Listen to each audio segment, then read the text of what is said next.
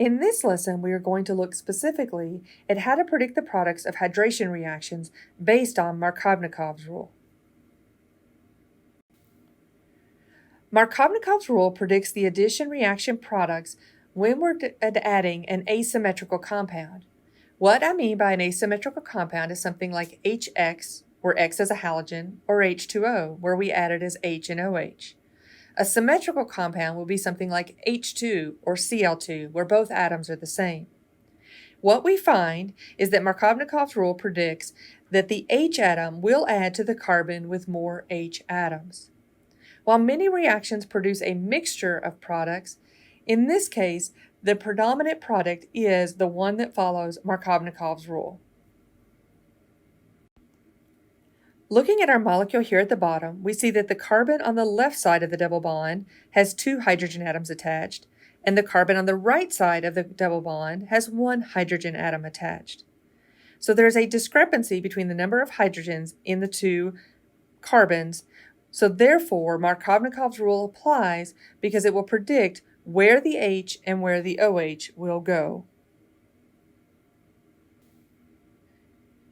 In looking at our molecule and thinking about the H and the OH, the H is going to go on the carbon on the left because it has more hydrogens attached. The OH will go on the carbon on the right because it has fewer hydrogens attached. And we see that when we look at our product, that we have CH3 on the left, and on the right we have CH with a CH3 and an OH group.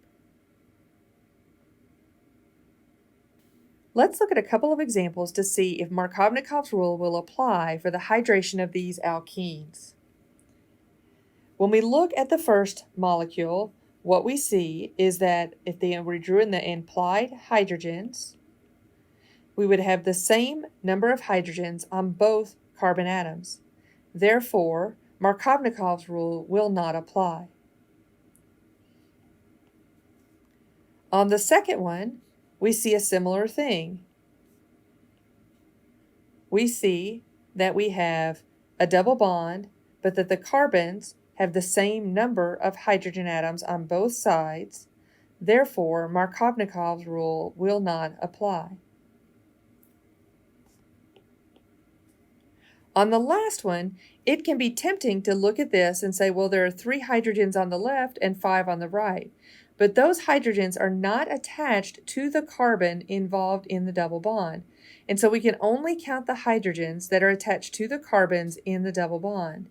And in both of these cases, what we see is that each carbon already has 4 bonds, so it has 0 hydrogens and 0 hydrogens on the right. Therefore, they both have the same number of hydrogens, which is 0, and as a result, Markovnikovs rule will not apply.